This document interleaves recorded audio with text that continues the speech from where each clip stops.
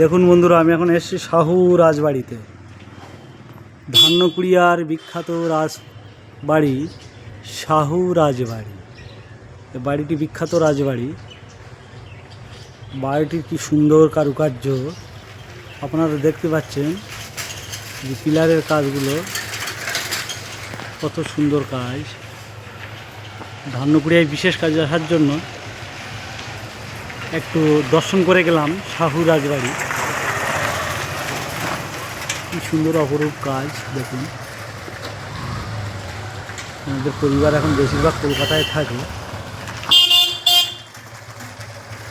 মাঝে মাঝে আসেন এখানে ঘুরতে। শাহু রাজবাড়ি, পাশেই পাঠাগার, ধান্যকুড়িয়া সাধারণ পাঠাগার আপনারা দেখতে পাচ্ছেন, একদম রাজবাড়ির অপোজিটে।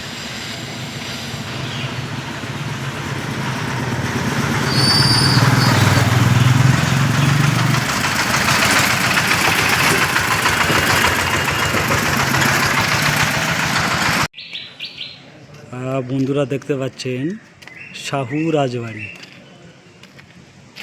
এটা শাহুদের রাজবাড়ি ধান্যকুড়িয়ায়। এখানে আসলাম, একটা সুন্দর মুহূর্তটা আমি ধারণ করার চেষ্টা করলাম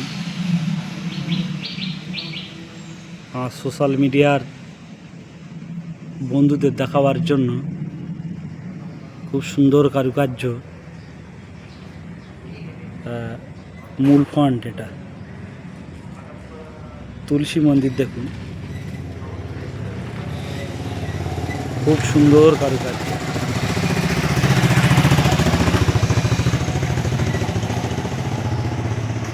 রোডের নাম হয়ে আছে প্রতীকচন্দ্র সাউ রোড।